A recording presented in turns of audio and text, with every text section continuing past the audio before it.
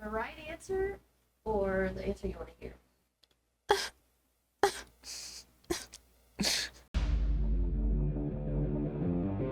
We are the Armed Attorneys. Today we're giving a critical update on the force reset triggers. You won't want to miss this stuff. We're answering a lot of questions about what to do if the ATF shows up your house with a search warrant. What if they don't have a search warrant? Do you consent to searching? Do you even open your safe for the ATF? What to do if you maybe find yourself in one of these positions of being in possession of an FRT. But before we begin, show your support for the Second Amendment by hitting that like button. And to start things off, Emily, when we're talking about force reset triggers, what are we talking about? FRTs, I mean, first of all, they're not auto sears, Nope. right? But what we've got, and, gunsmiths, please excuse me, because I'm going to use a very Emily's layman, description here, but the mechanism of the trigger is forcing itself forward such that, essentially you're firing faster than you would have with a factory trigger. However, we still have one pull of the trigger, one bullet discharge from the barrel, right? I mean, there is no multiple bullets discharged from the barrel based on one trigger pull. It just is happening faster and swifter than it would with a factory trigger. Yeah, and what the issue is, but at the time that these items were purchased, these came out of rare breed, and at the time that these were purchased, they weren't being given a lot of scrutiny from the ATF. Nobody considered these things machine guns because mechanically they weren't. Just because they're not. Yeah, because they're not. Spoiler alert for the tone of the video here. Yeah, but no fault of the average gun owner, person purchasing these directly from the manufacturer, purchasing these from a gun store or at a gun show. But the ATF has changed the way that they look at these things and are no longer considering them just a trigger group. Now they are considering them machine guns. And how do we get there, Emily? Well, illegally. Yeah. But no. So here's what we do. We have our definition of machine gun. And then, of course, you can see previous videos where we talk about how the ATF makes rules and why they get to do things like this, perhaps for a limited amount of time now going forward, but why they historically have been able to take the laws promulgated by Congress and figure out how they want it to be interpreted. So we have a definition in the United States Code of machine gun. And I am going to give it to you in its entirety here because it's important.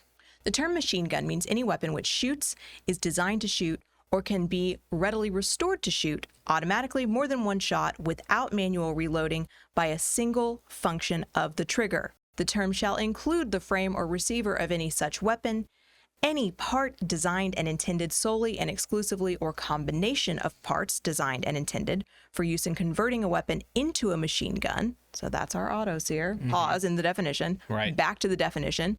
And any combination of parts from which a machine gun can be assembled if such parts are in the possession or under the control of a person. So this is why you can be in possession of nothing but an auto sear. You can wear it like a necklace around your neck. And as far as the federal government is concerned, that is the machine gun. That is the hot lava. You are in big old trouble. Yes. Technical legal term. And so we got a letter, the ATF released a letter back in March of 2022 explaining, hey, we are considering these things machine guns. We are reinterpreting this law to say that these are machine guns. Right. And bear in mind, the definition did not change. Right. The law has not changed. In fact, the ATF hasn't even put forth a new rule. Yeah, that is an interesting thing to point out because unlike, we saw the bump stock rule where they took the definition of machine gun in the Code of Federal Regulation and they amended that, and it doesn't match the definition that Emily just read. We see that from time to time that the agency will go and attempt to redefine things, and they're not even doing that. They're reinterpreting things. And so that's very difficult for us average law-abiding gun owners to be mind readers of the random ATF bureaucrats who decide that they wake up, their head pops off the pillow in the morning and say, I'm going to redefine how this definition should be interpreted.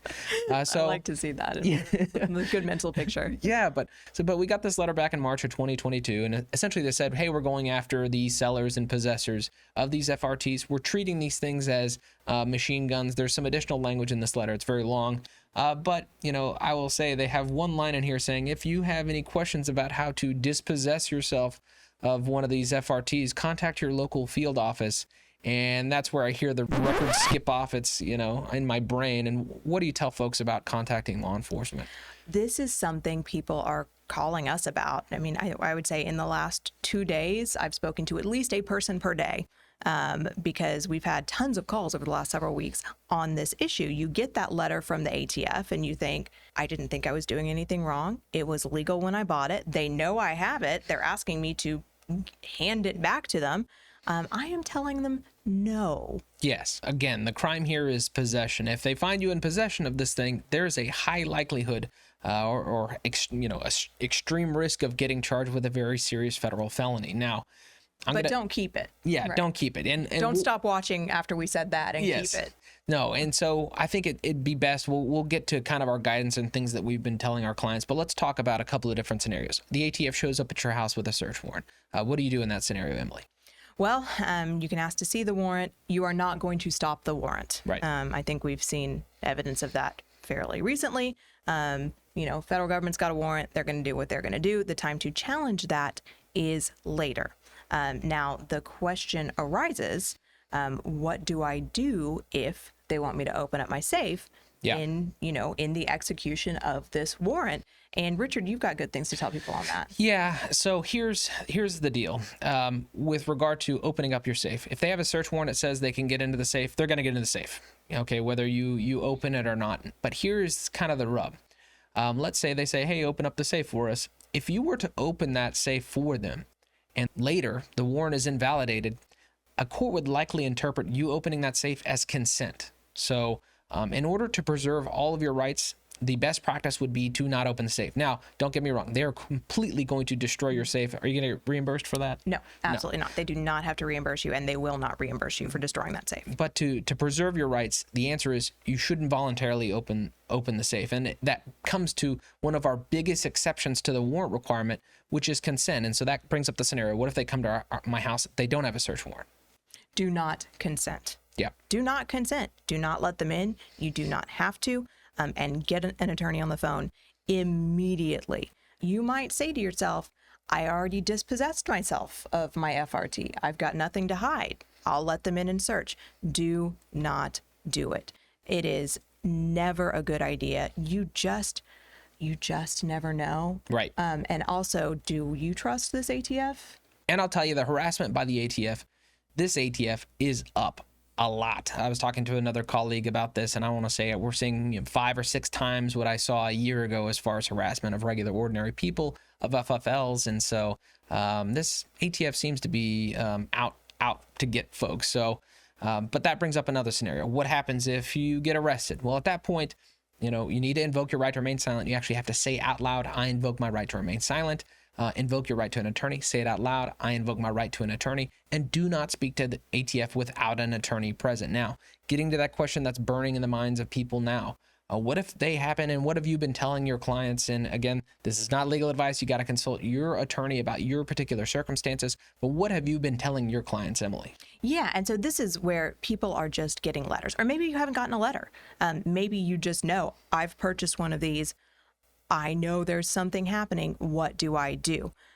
Everything is individualized based on your circumstance. But my primary advice to my clients has been, you should dispossess yourself of that FRT, likely by destruction. That is the best way. And I know that really there are people already typing angry comments because I'm telling you to destroy it. And yes, I do believe they are violating our Second Amendment rights. However, I also don't want to see you in federal prison. And so we've got to weigh the legal fight that is going to happen to help preserve our rights in this issue versus, do you want to be sitting in prison while that fight happens? As a criminal defense attorney, my answer to that has to be no, I do not want my clients sitting in prison, which is why I will advise dispossession by destruction. And if you're one of those types who's a little bit finicky, which many people are, you may choose to snap a photo of the destroyed item. Do not send that to anyone. Do not give that to law enforcement. That is something that you could share with your attorney later on if you are in a pinch, and the attorney will decide whether or not to share that with the government. Yeah, and here's why, we see a lot of folks, and I see this on internet forums, hey, destroy it, take a picture when the ATF shows up your door, give them the photograph. Well, here's the problem with that. Just like the March 22 letter saying, call us and ask us how to get rid of it. I mean, essentially you are tattling on yourself. You are confessing to a crime. You are showing them, hey, I possessed this item. we don't necessarily want you to be serving up on a silver platter that you committed a federal felony. And so that's why it's important. If you do snap a picture of it, the way that gets communicated to law enforcement or the ATF, it's through your attorney. What your attorney says can't be necessarily used against you. They can decide whether or not to disclose something, how something is disclosed. And so that's one of those deals where you really need your attorney to be a gatekeeper in that scenario. But I've definitely been telling people, let's say you received the letter, do not respond to it. Right. Do not contact the ATF. Do not contact law enforcement. Do dispossess yourself. Again, I'm sorry. I know it's $500 lost. It's rights lost. That fight happens later. It's already happening. But do not affirmatively reach out to law enforcement. Just keep yourself safe. Remember that law enforcement ask people to reach out to them regularly, and it doesn't work out well, and people who are kind of dumb enough to do it get in a lot of trouble. Like every once in a while they'll say, hey, come bring in your opioids, we're going to test them to make sure there isn't a bunch of fentanyl in them, it'll kill you. Guess what happens when you bring your opioids to law enforcement? They're not testing them. Right. They're arresting you. Yeah, and we get it. It is a frustrating situation. The stuff wasn't a crime. They changed their mind. Inherently, it feels wrong. There's litigation pending, and we hope and we believe that they will be victorious on the other end of this, because it is such a significant infringement on the Second Amendment. However, the penalties are severe, up to 10 years in prison, up to a $250,000 fine. And that's where we say, hey, do I want to be this test case? Some folks say, you know what? $500 is worth me becoming the test case in this scenario. And that's where you speak to your attorney, you make your decision about that kind of stuff. But every person's circumstances is different. And that's why it's so important that you speak to your attorney about your particular circumstances. But we hope you enjoyed this discussion. If you did, consider subscribing, hitting that like button, and help us fight the anti-2A algorithm by sharing this video. And please continue to question and comment below. Until next time, we're the Armed Attorneys.